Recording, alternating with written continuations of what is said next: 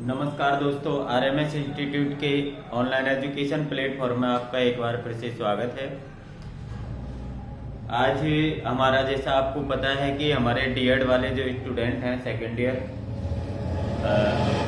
Specialisation की बात करें तो आईडीडी वाले जो बच्चे हैं उनके लिए हमारा 11 नंबर पेपर जो है फैमिली एंड कम्युनिटी जो रनिंग में है, मतलब जो आपके लिए चल रहा है। और इस पेपर की 2 यूनिट हमारी हो चुकी हैं और तीसरी यूनिट जो है वो आज हम पढ़ने वाले हैं। तो जो भी वीडियो पर नए हैं, हमारे चैनल पर नए हैं, वो सब्सक्राइब कर लो, लाइक और कमेंट कर दो और दूसरे बच्चों तक भी आप इसको शेयर कर दीजिए। तो हम स्टार्ट करते हैं यूनिट नंबर 3। Unit number 3.1। सबसे पहले पढ़ेंगे हम यूनिट नंबर 3.1 और 3.1 के अंदर अपन को 2 चीज पढ़नी है, जिनको आप 2 कह सकते हो या दोनों को मिलाकर आप उनको 1 कह सकते हो। कि माता पिता जो होते हैं, माता पिता ये प्रथम शिक्षक, माता पिता प्रथम शिक्षक।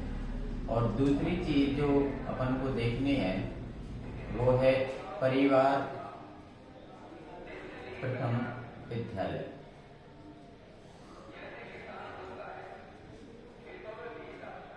परिवार प्रथम विद्यालय, ये 2 चीज अपन को इसके अंदर जो है पढ़नी है। ज्यादा बड़ा बिंदु हमारे लिए नहीं है। 2 चीजें यदि अपन देखा जाए तो हम इन चीज़ों को डेली सुनते हैं और डेली हम इनका प्रैक्टिकली जो है वो हमने किया है। एक शिक्षक कौन होता है? एक शिक्षक कौन होता है? एक विद्यालय कौन होता है?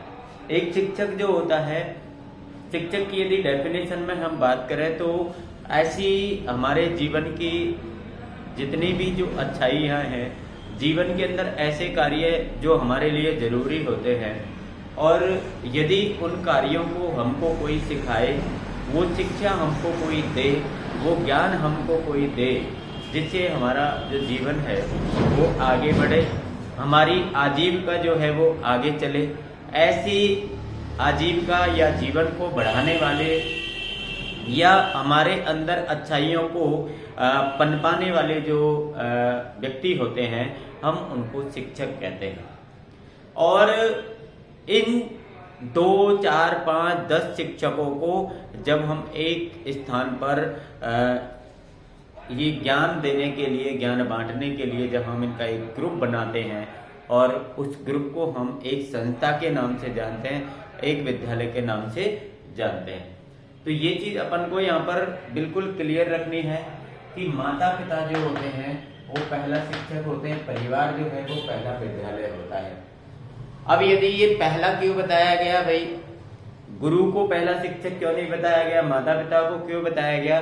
क्योंकि हमें पता है कि जब बच्चा जन्म लेता है, जन्म के समय, आपको पता है कि जन्म के समय जो बालक होता है वो अपने माता पिता के साथ रहता है और उसको जो प्रथम गतिविधियां हैं, जैसे यदि अपन बात करें तो उसको बोलना है, उसको चलना है, उसको खाना है, उसको पीना है, ठीक है ना, उसको उठना बैठना, ठीक है ना, कपड़े पहनना, नहाना धोना, ये सारी चीजें जो सिखाने का काम करता है वो कौन करता है? माता पिता करते हैं। कौन करता है? माता पिता। अब अपन को ये दिमाग में रखना है कि जो हमको कोई भी चीज नई सिखाता है, कोई भी चीज हमने किसी से भी नई सीखी, वो हमारा गुरु हुआ, मतलब वो हमारा शिक्षक हुआ।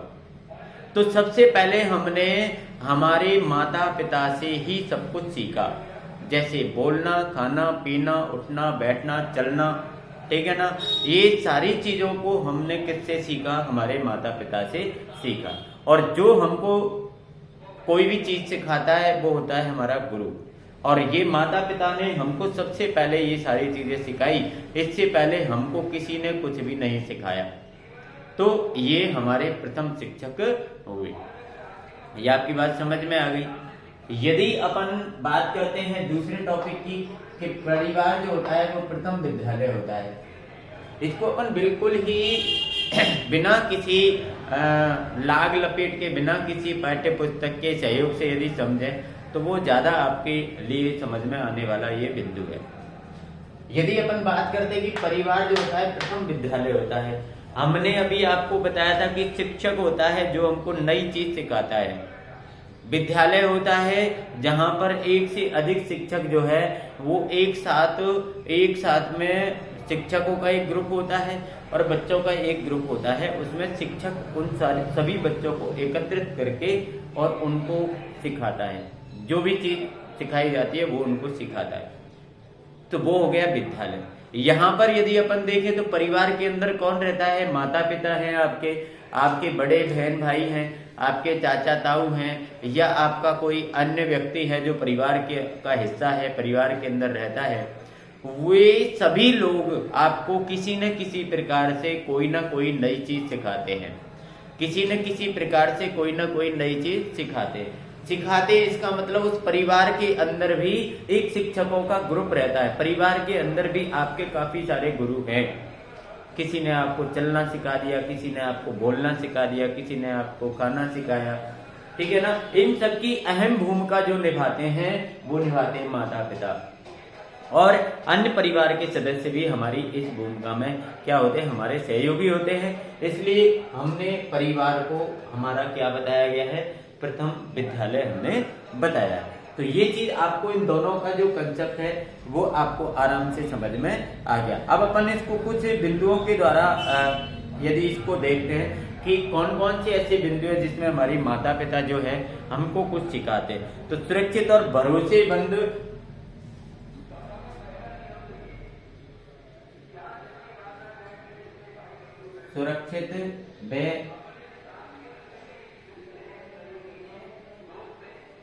भरोसेमंद अनुलग्नक विकसित करने में सहायता।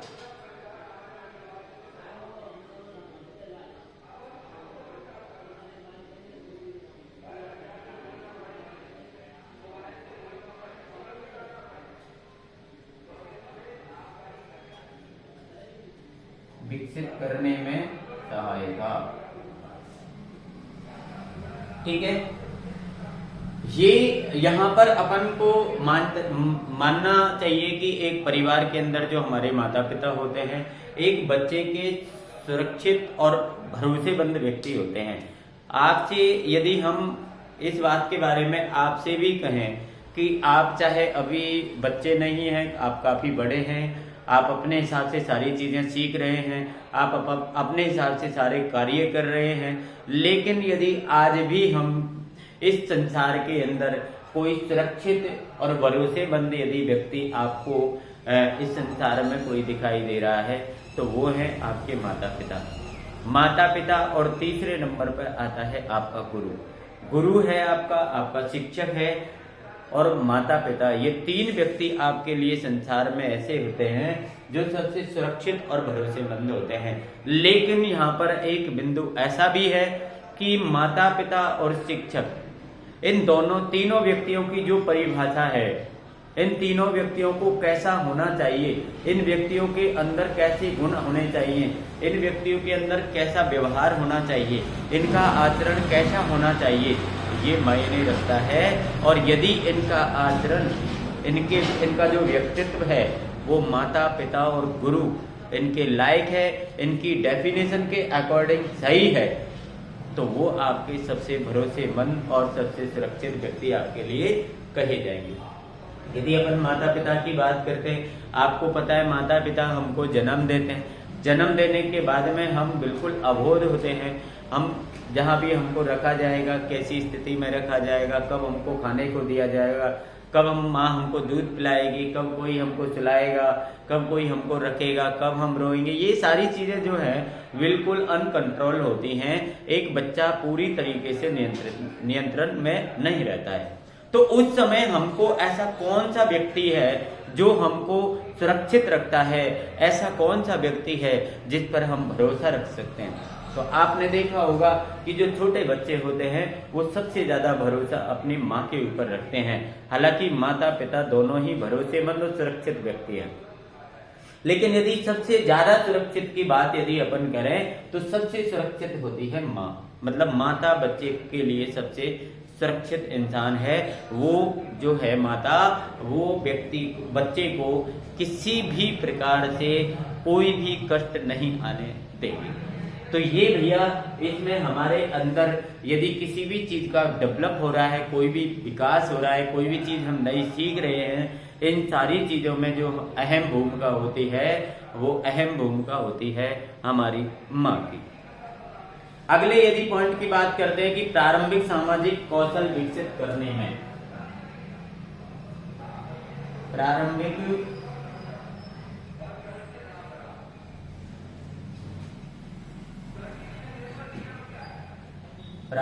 सामाजिक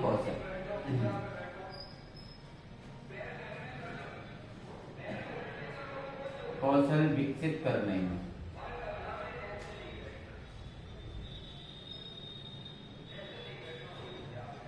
आपको पता है कि हम सबसे पहले हमारा जो जीवन होता है वो किसके अंदर होता है? परिवार के अंदर होता है। मतलब हमारा जो जन्म होता है वो एक परिवार के अंदर होता है, और परिवार जो होता है हमारा वो समाज के अंदर होता है। कहने का मतलब हम परिवार में रहकर हम समाज में भी हैं।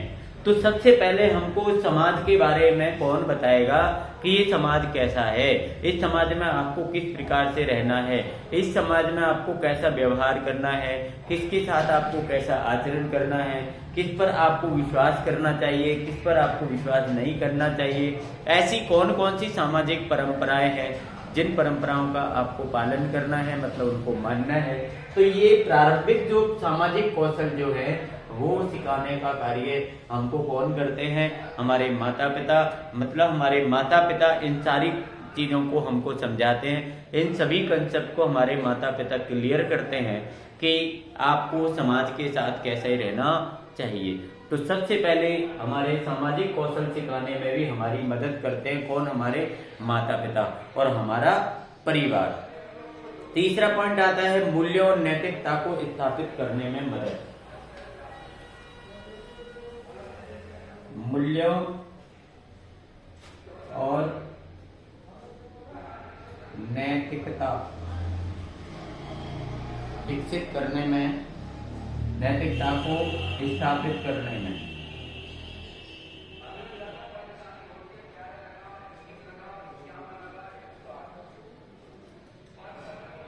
अगला हमारा पॉइंट है कि मूल्य और नैतिकता। मतलब एक बच्चे के अंदर ऐसे नैतिक मूल्यों को जन्म देना, ऐसे नैतिक मूल्य बच्चे को सिखाना जो बच्चे के जीवन में उस बच्चे को काम आते हों। ऐसे ऐसे अच्छे अच्छे विचार, अच्छे मूल्य उस बच्चे को जो सिखाने का काम किया जाता है वो माता पिता के द्वारा किया जाता है। जैसे उनको समझाया जाता है कि भाई आप बड़े व्यक्तियों का हमें आदर करना चाहिए, हमें किसी से कभी झूठ नहीं बोलना चाहिए, हमें अपना कार्य ईमानदारी से करना चाहिए, हमें किसी असहाय जो होता है कोई भी व्यक्ति, जैसे कोई बुजुर्ग है या कोई पशु है, पक्षी है, इन पर सब पर हमको दया दिखानी चाहिए। ये सारे जो गुण हैं, ये सारे जो नैतिक मूल्य हैं, इन नैतिक मूल्यों को बच्चे के अंदर स्थापित किया जाता है। और वो स्थापित किया जाता है किसके द्वारा किया जाता है? माता पिता के द्वारा और उस परिवार के द्वारा किया जाता है। प्रारंभिक साक्षरता और संख्यात्मक कौशल। प्रारंभिक साक्षरता और संख्यात्मक, प्रारंभिक साक्षरता और संख्यात्मक कौशल।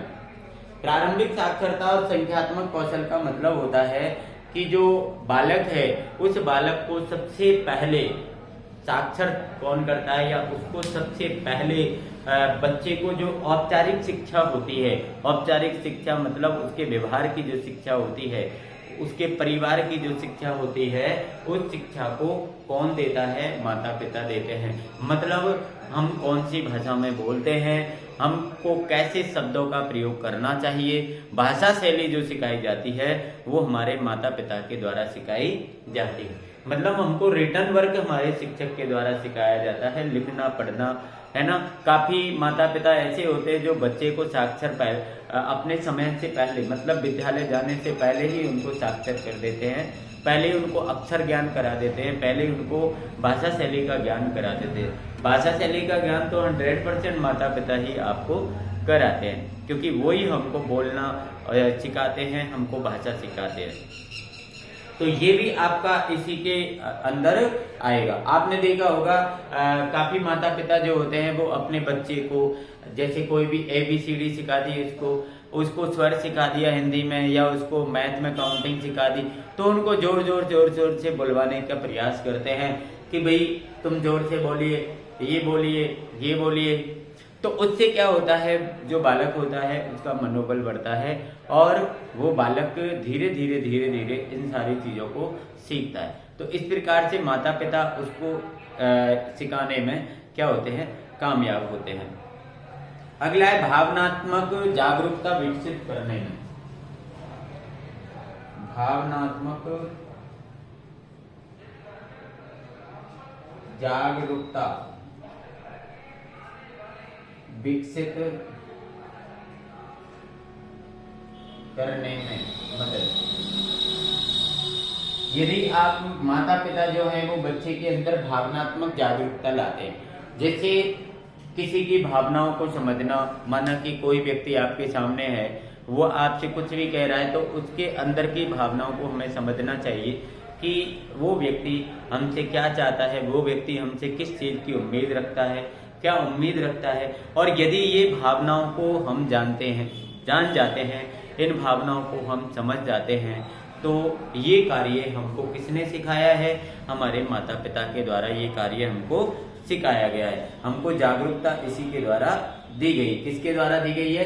हमारे माता पिता के द्वारा दी गई है। तो ये 5 पॉइंट जो है वो आपको इसके अंदर समझना है। और यूनिट नंबर 3.1 के अंदर ये चीजें भी यदि आपको आती हैं, ये चीजें यदि आपको याद हैं, इन चीजों के बारे में आप समझते हैं, तो आपकी 3.1 जो है वो बिल्कुल क्लियर है। और ज्यादा बिल्कुल कठिन नहीं है। 2 चीज आप समझ जाओ कि पहला शिक्षक माता पिता है, पहला विद्यालय हमारा परिवार है, और वो क्यों है, इसका क्या कारण है। तो वो क्यों है, क्योंकि हमने 5 बिंदु यहाँ पर देखे थे कि पहली बात तो वो सुरक्षित और भरोसेमंद है, परिवार के जो लोग हैं उन पर हम विश्वास करते हैं, बच्चा उन पर विश्वास करता है, बच्चा उनके पास सुरक्षित होता है। दूसरा हमने देखा प्रारंभिक सामाजिक कौशल, समाज के लिए जो कौशल प्रदान करता है वो कौन करता है? हमारा माता पिता या हमारा परिवार करता है। मूल्य और नैतिकता, नैतिक मूल्य, अच्छे ज्ञान, अच्छे आचरण हमको कौन सिखाता है? हमारा परिवार सिखाता है। प्रारंभिक साक्षरता भी हमारे परिवार में होती है, और भावनात्मक जागरूकता भी हमको परिवार के द्वारा ही प्राप्त होती है। भावनाओं को पहचानना और दूसरे के सामने अपनी भावनाएं व्यक्त करना, ये दोनों चीजें भी हमको इसके द्वारा सिखाई जाती हैं। ये दोनों चीजें हमको हमारे माता पिता और परिवार के द्वारा सिखाई जाती है। इसके बाद अपन पढ़ेंगे 3.2। इस वीडियो में हम 3.2 को और कवर कर लेंगे। इसके बाद हम इस वीडियो को हम ऑफ करेंगे।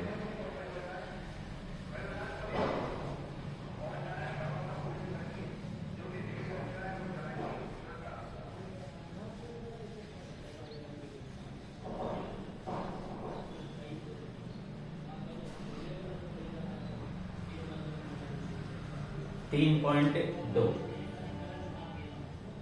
पॉइंट दो के अंदर अपन मुख्य रूप से पढ़ेंगे IEP का विकास। मुख्य रूप से हम क्या पढ़ेंगे?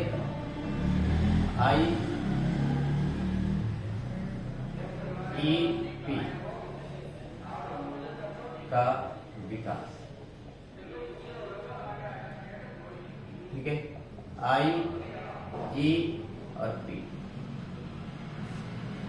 पहली बात हमको ये समझना होगा कि IEP ये होता क्या है। आपसे छोटे क्वेश्चन में माना कि ये पूछ लिया कि IEP की फुल फॉर्म क्या होती है। देखिए क्वेश्चन, छोटे क्वेश्चन आपको कहीं से भी कैसे भी पूछे जा सकते। आपसे पूछ लिया कि भाई IEP की फुल फॉर्म क्या होती है, तो आपको IEP की फुल फॉर्म अंग्रेजी के अंदर और हिंदी के अंदर दोनों प्रकार से आपको आनी चाहिए, दोनों प्रकार से आपको आनी चाहिए। इसको हम कहते हैं व्यक्तिगत शिक्षा कार्यक्रम। क्या कहते हैं इसको हम? व्यक्तिगत शिक्षा कार्यक्रम। व्यक्तिगत शिक्षा कार्यक्रम, व्यक्तिगत शिक्षा और कार्यक्रम, 3 शब्द हैं इसके अंदर और यहाँ पर तीनों के लिए एक एक वर्ड आपको दिया गया है, एक एक वर्ण दिया गया, एक एक अक्षर दिया गया है।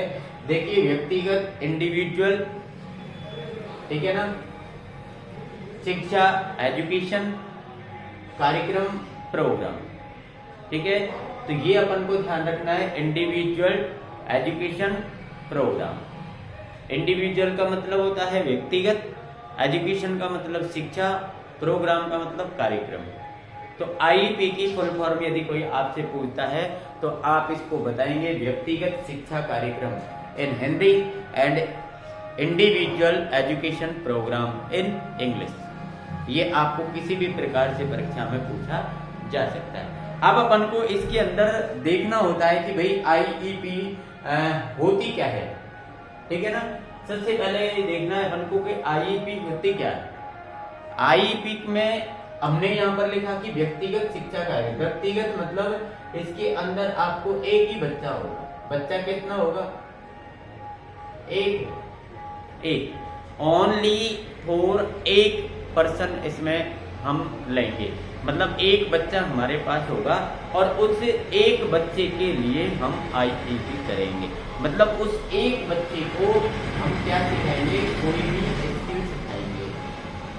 हम उसको क्या सिखाएंगे? स्किल सिखाएंगे, मतलब कौशल। हिंदी में आप इसको लिख लो, हम इसको क्या सिखाएंगे? कौशल सिखाएंगे। क्या सिखाएंगे? कौशल। कोई भी कौशल हम IEP के अंदर सिखाते हैं जिसमें हमें एक बच्चा जो है वो मिलता है। उसके अंदर सबसे पहले अपन को ये पढ़ना है कि माता पिता की क्या भूमिका होती है। इसके अंदर क्या है? इसकी भूमिका माता पिता, क्योंकि हम माता पिता के बारे में बात कर रहे हैं। माता पिता की भूमिका, तो IEP के अंदर माता पिता की भूमिका क्यों होती है? क्योंकि आपको पता है कि हमें केस स्टडी बनानी होती है।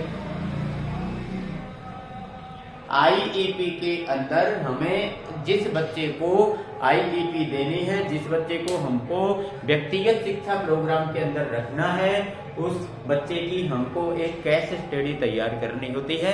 और केस स्टडी के अंदर इस बच्चे की पूरी हिस्ट्री होती है, बच्चे का पूरा इतिहास होता है, बच्चे ने जब से जन्म लिया तब से और बच्चे की एट प्रेजेंट मतलब वर्तमान में क्या पोजीशन है, ये सारी चीजें हमारी केस स्टडी के अंदर मौजूद होती है।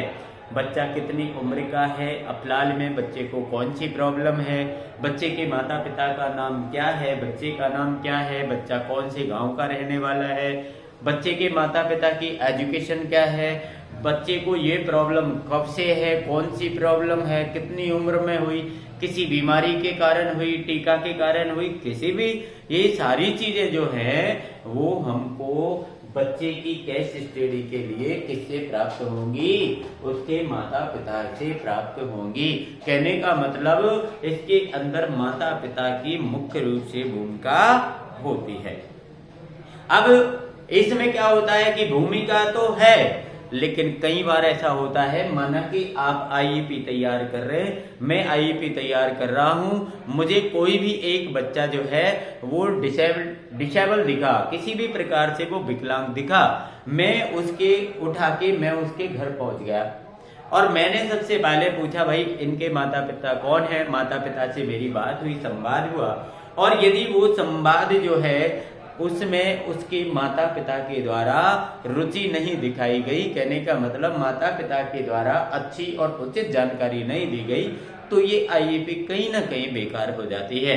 इसलिए हमें, यदि हमारे घर में भी ऐसा कोई है या हम आईईपी के लिए किसी बच्चे की केस स्टडी तैयार कर रहे हैं, तो उन माता पिता को हमें समझाना चाहिए कि हमें इस बच्चे की उचित और सही एकदम एक्यूरेट जानकारी जो है वो देनी चाहिए। अब दूसरी बात क्या आ जाएगी इसमें कि जानकारी यदि नहीं दे रहा है तो हमारी जो टीम का व्यक्ति है, माना कि मैं आईईपी कर रहा हूं तो मैं हूं या मेरे साथ कोई और भी है, तो हमें हमारा जो व्यवहार है वो एक बहुत नर्म और अच्छा रखना चाहिए, जिससे कि माता पिता को बुरा ना लगे और वो माता पिता आपकी केस स्टडी बनाने में हर संभव हेल्प कर सके। तो ये चीजें जो है वो होनी चाहिए। इसमें अपन को माता पिता से सारी चीजें बताने के लिए अनुरोध करें। आप अनुरोध के पूरे जो प्रपत्र हैं उनका मूल्यांकन करें। मूल्यांकन भी आपको ईमानदारी से करना होता है। यदि आपने कहीं पर भी आईईपी बनाने में बेईमानी की, आईईपी बनाने में यदि आपने कहीं पर भी अपना मर्जी से कोई भी दिमाग लगाया, तो आपकी आईईपी सक्सेस नहीं होगी। ये अपन को ध्यान रखना है। अब इससे माता पिता को लाभ क्या होगा, ये तो माता पिता की भूमिका हो गई। अब इससे माता पिता को क्या लाभ होगा भाई, यदि हमने आईईपी बनाई, किसी बच्चे की आईईपी हमने तैयार की, बच्चे के माता पिता ने भी हमको सही जानकारी दे दी, हमने केस स्टडी बना दी, हमने उसके लिए एक आईईपी तैयार कर दिया, सब कुछ कर दिया, तो अब माता पिता को क्या फायदा हुआ? तो माता पिता को जो फायदा होगा उनको आप बिंदुवार समझिए कि पहला फायदा ये होगा कि बच्चे के परिवेश के बारे में शिक्षक की समझ बढ़ाए। कहने का मतलब ये है कि हमने हमारी जो भूमिका निर्वहन किया कि बच्चे का जो परिवेश था, बच्चे का जो वातावरण था, बच्चा कौन से वातावरण में रहता है, बच्चा कैसे वातावरण में रहता है, उस वातावरण की समझ, उस वातावरण की पूरी जानकारी हमें किसको देनी चाहिए? हमें उस शिक्षक को देनी चाहिए जो शिक्षक हमारे पास आईईपी के लिए आया है। ठीक है ना? तो ये हमें सबसे अच्छा लाभ होता है कि हमारे बच्चे का जो परिवेश है वो परिवेश हम बच्चे अध्यापक को आईईपी तैयार करने वाले को बताते हैं और वो परिवेश को जहां भी उसे लगता है तो परिवेश को सुधारने का प्रयास करता है। बच्चे की शैक्षिक सेटिंग के बारे में माता पिता के ज्ञान को बढ़ाए।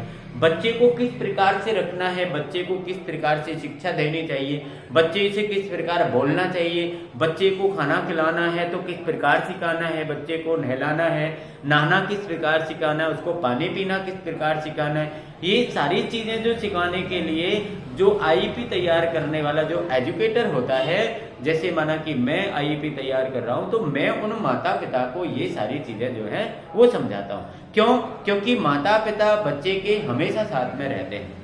हम उसके साथ कुछ समय के लिए रह सकते हैं लेकिन माता पिता उनके साथ हमेशा रहते हैं। तो ये भी फायदा होता है। माता पिता और स्कूल के बीच संचार में सुधार करें। माता पिता और स्कूल, बच्चा यदि विद्यालय के अंदर अध्ययनरत है, मैंने आईईपी तैयार की, मैंने उस बच्चे को विद्यालय में ले लिया, तो अब माता पिता के और विद्यालय इन दोनों के बीच जो संचार की व्यवस्था है, मतलब विचार जो हैं वो एक बिल्कुल स्वच्छ होने चाहिए। इसके भी माता पिता को लाभ प्राप्त होता है। एक बच्चे के बारे में स्कूल की समझ बढ़ाएं। जैसे माना कि बच्चे की ऐसी कोई आदतें हैं, ठीक है ना, जो आपके लिए गलत लग रही है, आपको लगता है कि ये आदत जो है बच्चे के अंदर गलत है, मैं इसको सही करना चाहता हूँ या मैं इसको, माता पिता इसको सही करना चाहते हैं, तो ये सारी जो समझ है इसके बारे में, इसकी जो आदत के बारे में आपको स्कूल को बताना होगा कि ये बच्चे के की ये प्रॉब्लम है, तो इससे भी माता पिता को फायदा होगा। उसका सॉल्यूशन विद्यालय या शिक्षक के द्वारा निकाला जाता है। एक आपको घर और स्कूल के बीच बेहतर समझ के साथ पारस्परिक रूप से सहमत शैक्षिक लक्ष्यों को प्राप्त किया जाएगा। मतलब आप शिक्षक के साथ, आप विद्यालय के साथ आपस में एक अच्छा कॉम्बिनेशन बनाकर रखेंगे। अच्छे कॉम्बिनेशन बनाने से, अच्छे विचार रखने से, अपनी बातों को अच्छे प्रकार से रखने के लिए आपको आपके बच्चे को अच्छी शिक्षा जो है वो दिलाई जा सकती है। आपके बच्चे के अच्छे से लक्ष्य प्राप्त किया जा सकता है। ये आपकी जो है वो आईईपी से संबंधित बातें हैं। आईईपी बहुत बड़ी है, लेकिन आपने फर्स्ट ईयर में आईईपी की फाइल भी बनाई है, तो आईईपी में आपने सारी चीजें देखी हैं। आईईपी क्या होती है, इसमें एक फिक्स टारगेट होता है, समय होता है, इसको डेली रेगुलरी बच्चे को समझाना होता है, पढ़ाना होता है, सिखाना होता है, उसकी डेली उसका एवोल्यूशन होता है, मूल्यांकन होता है, और मूल्यांकन में उसका जो ग्राफ होता है, सीखने का जो ग्राफ होता है, वो ऊपर नीचे चलता रहता है। कभी वो माइनस में भी हो जाता है, कभी 0 पे आ जाता है, कभी प्लस में हो जाता है। ओवरऑल यदि आप उसकी 1 महीने के लिए आपने जैसे आईईपी की, तो ओवरऑल कंडीशन देखेंगे तो 70 से 80% तक उसको हम कोई भी स्किल जो है सिखाने में सफल हो सकते हैं। ये आईईपी होती है। इसमें से एक छोटी सी चीज और होती है IFSP, ये भी आपको समझनी है।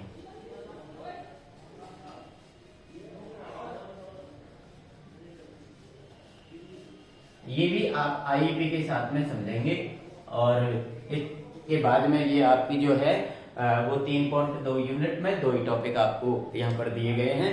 IFSP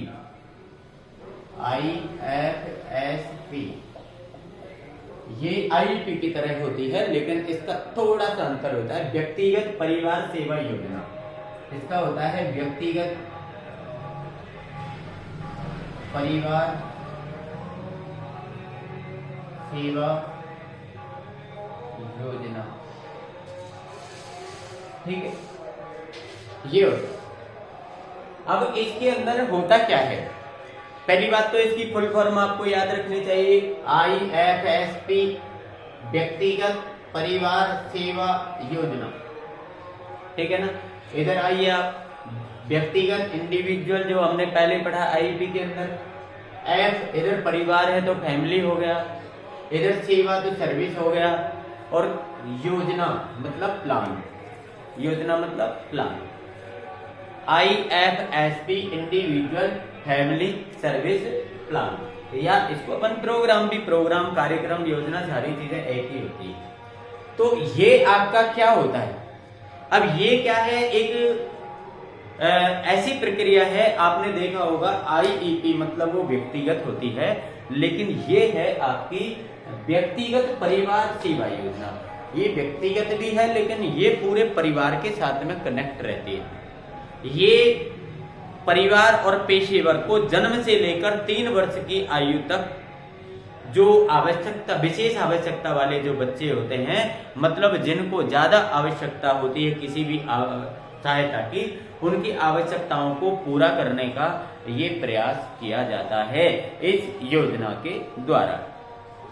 तो बच्चे की जो सबसे पहले एक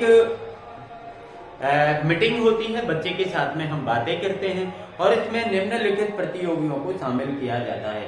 मतलब इस फैमिली के अंदर, मतलब इस जो IFSP है, इसके अंदर कौन कौन शामिल होगा, इसके अंदर कौन कौन शामिल होगा, कौन कौन को हम इसके अंदर बुलाएंगे, इसके बाद उनसे बातें करते हैं। तो सबसे पहला तो आपको पता है बच्चे के माता पिता, बच्चे के कौन होंगे, माता पिता। सबसे पहले परिवार के अंदर कौन होता है, बच्चे के माता पिता होते हैं। तो सबसे पहले हम बच्चे के माता पिता की बात करेंगे कि सबसे पहले इस कार्यक्रम के अंदर बच्चे के माता पिता शामिल होने चाहिए। दूसरी बात, यदि माता पिता, कभी कभी ऐसा होता है कि भाई हम कम समझ रखते हैं, माता पिता किसी चीज की समझ कम रखते हैं, तो माता पिता यदि किसी पड़ोसी को या किसी रिश्तेदार को या किसी अन्य व्यक्ति का यदि हमको सुझाव देते हैं, तो उस व्यक्ति को भी हम इस प्रोग्राम के अंदर शामिल कर सकते हैं। एक वकील या परिवार के बाहर का व्यक्ति, ठीक है ना, यदि माता पिता उस व्यक्ति को भाग लेने के लिए अनुरोध करते हैं, यदि व्यक्ति का कोई भी बाहर का व्यक्ति हो या कोई वकील हो, अपन माता पिता चाहते हैं कि भाई हमारी इस प्रोग्राम के अंदर हम इस व्यक्ति को शामिल रखेंगे, तो वो व्यक्ति भी इसमें शामिल हो सकता है।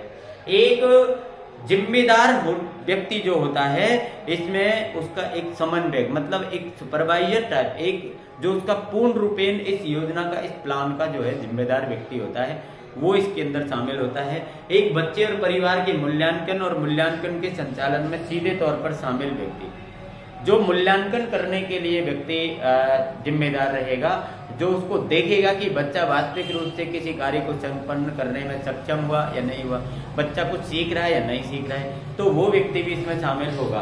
और एक वे व्यक्ति जो इस भाग के अंतर्गत बच्चे या परिवार को शीघ्र हस्तक्षेप प्रदान करेंगे। जैसे बच्चे को कोई भी चीज प्रदान कर रहे हैं, कोई सुविधा दे रहे हैं, कोई सेवा दे रहे हैं, तो वो लोग भी इसके अंदर शामिल होंगे। तो ये चीज तो इसमें शामिल होते हैं भैया, ये पूरे प्रोग्राम के अंदर, पूरी योजना के अंदर ये व्यक्ति शामिल होते हैं। अब इसमें परिवार को लाभ क्या होता है? जो परिवार इस योजना में है तो उसको लाभ क्या होगा, उसको क्या फायदा है कि वो IFSP को प्लान करे। तो सबसे पहला फायदा उसको होता है कि बच्चे और परिवार की बदलती जरूरतों पर चर्चा और दस्तावेजीकरण के लिए एक पूर्व अनुमानित प्रक्रिया। बच्चा जो होता है और परिवार, उन दोनों की जो जरूरतें बदल रही हैं, जो आवश्यकताएं बदल रही हैं। जैसे आपको पता है बच्चे को आज किस चीज की आवश्यकता है, लेकिन ये पूरी हो गई, बच्चे को हो सकता है किसी अन्य चीज की आवश्यकता उसको दूसरे दिन पड़ सकती है, अगले आने वाले समय में उसको कोई आवश्यकता पड़ सकती है। तो इसकी पूर्व अनुमानित प्रक्रिया पहले से ही डिसाइड की जाती है, पहले से ही इसके अंदर प्लान की जाती है। दूसरा, परिवार केंद्रित सेवाएं, जिसमें बच्चे की जरूरतों और बड़े परिवार की जरूरतों दोनों पर विचार किया जाता है। परिवार केंद्रित सेवाएं उसमें दी जाती हैं। ये तो बच्चे पहली हो गई बच्चे के लिए। अब लेकिन दूसरी परिवार केंद्रित मतलब पूरे परिवार में जितने भी सदस्य हैं, यदि उन सदस्यों को भी किसी सेवा की आवश्यकता है तो उस व्यक्ति को भी ये सेवा प्रदान की जाएगी। ऐसा हमारी इस सेवा योजना के अंदर प्रस्तावित होता है। एक परिवार के लिए सबसे महत्वपूर्ण समझे जाने वाले परिणामों पर ध्यान केंद्रित किया जाएगा। आप जो भी योजना चला रहे हैं, जो भी कार्य कर रहे हैं परिवार के लिए, तो उस परिवार के लिए उसका क्या परिणाम, क्या रिजल्ट उसका हमें सामने आ रहा है। जो हम इनपुट कर रहे हैं, आउटपुट कर रहे हैं, तो आउटपुट करने के बाद में उसका इनपुट क्या है, मतलब हम जो कार्य कर रहे हैं उसका हमको क्या फायदा मिल रहा है। तो ये परिणामों को भी हमें केंद्रित किया जाता है, परिणामों को कलेक्ट किया जाता है।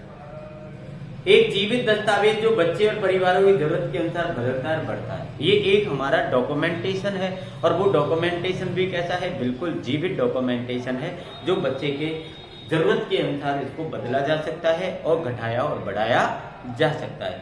6 से 12 महीने की अवधि के लिए कौन क्या कब और कहां करेगा, इसकी एक लिखित योजना, एक इसके अंदर एक लिखित प्लान बनाया जाता है कि इस बच्चे के लिए कौन सी योजना, कौन सा कार्य कब किया जाएगा, कहां किया जाएगा, कितने समय के लिए किया जाएगा, और इस कार्य को करने वाला कौन होगा। ये सारी चीजें इसमें पहले से ही डिसाइड की जाती है।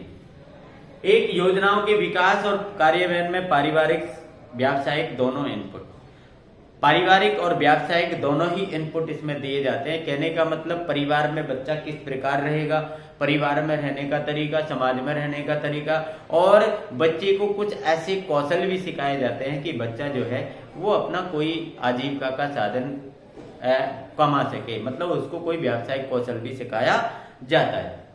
इसके अलावा आपको पता है कि इसमें शिक्षा बच्चे को दी जाती है, उसको चिकित्सा सुविधाएं दी जाती है, उसको समाज के अंदर जो भी सेवाएं हैं उन सेवाओं का लाभ भी उस बच्चे को दिया जाता है, उस परिवार को दिया जाता है।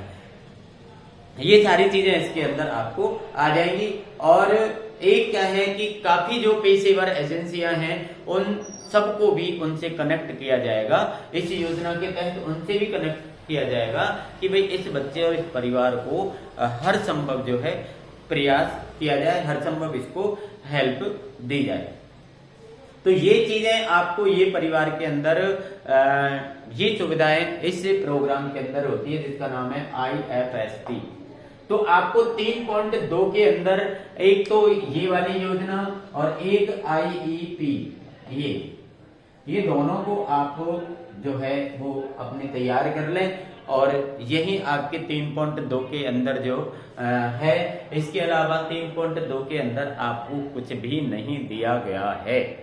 यदि ये दोनों चीज आपको याद है, एक तो ये व्यक्तिगत है, व्यक्तिगत शिक्षा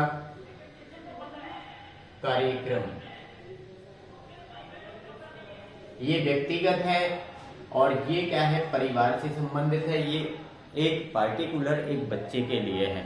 इसमें अपन को कुछ नहीं करना है। एक तो माता पिता को भूमिका दिखानी है, एक माता पिता को या उस परिवार को उससे क्या फायदा होगा, उससे उसको क्या लाभ होने वाला है, ये लाभ आपको बताना है। मैंने आपको इसमें पूरा कॉमन सेंस से समझाया। कॉमन सेंस का मतलब होता है कि यदि आपने बिल्कुल भी कुछ भी नहीं पढ़ा और यदि आपने मेरी बातों को ध्यान से सुन भी लिया तो एक आपको नॉर्मल जानकारी इसकी प्राप्त हो जाएगी कि ये IFSP क्या होता है, ये IEP क्या होता है। जिस समय या जब आपको ये पता चल जाएगा कि ये दोनों होते क्या हैं, उस समय इसमें से यदि कोई क्वेश्चन आपको पूछा जाएगा परीक्षा में, उस क्वेश्चन को आप आसानी से हल कर सकते हो। और यदि आपको इसके बारे में ये पता नहीं ये होता क्या है, तो यदि आप इसमें तुक्का भी देते हैं तो तुक्का आपका बेकार जाएगा, तुक्का आप सही प्रकार से नहीं दे सकते। ठीक है, तो आज की हम वीडियो को यहीं पर समाप्त करेंगे और आपकी ये 3.1 और 3.2 इसके अंदर, इस वीडियो के अंदर बिल्कुल क्लियर हो चुकी हैं। आगे कल हम अगली जो वीडियो 3.3, 4, 5 जो भी संभव हो पाएगा, जितना बड़ा टॉपिक किसी के अंदर ज़्यादा बड़ा टॉपिक होता है तो उसके अंदर यूनिट कम आ पाती है, और यदि किसी के अंदर छोटा टॉपिक होता है तो एक ही वीडियो में हम 2 या 3 यूनिट को भी शामिल कर लेते हैं। ये भैया उसके ऊपर, टॉपिक के ऊपर होता है। तो आज हमने इसमें 2 यूनिट शामिल किए हैं। आप वीडियो को देखें और लाइक और कमेंट करें। यदि आपने चैनल को सब्सक्राइब नहीं कर रखा है तो सब्सक्राइब कर लो और वीडियो को शेयर कर दो अन्य बच्चों तक। ठीक है, best of luck for your future and thank you for watching my video and your believe, तुम्हारा जो विश्वास है और हमारा जो सपोर्ट करता है, आपका विश्वास हमको सपोर्ट सिस्टम को मजबूत करता है कि हम कुछ अच्छा कर रहे हैं, इसीलिए लोग हमको पसंद करते हैं। यदि हम अच्छा नहीं करते तो आपको पता है कि किसी को कोई पसंद नहीं करता है। यदि हम कुछ अच्छा कर रहे हैं, आप लोगों को कुछ अच्छी चीज़ पढ़ने के लिए पहुंचा रहे हैं और आप उसको देख रहे हैं, आपको लग रहा है कि ये चीज़ अच्छी है, तो आप हमें लाइक करते हैं, आप हमें सपोर्ट करते हैं, आप हमको हमारी चीज़ों को देखते हैं, हमारी वीडियो को देखते हैं, तो ये हमारे लिए बहुत होता है। और इसी के साथ हम इसको ऑफ करते हैं। Thank you very much.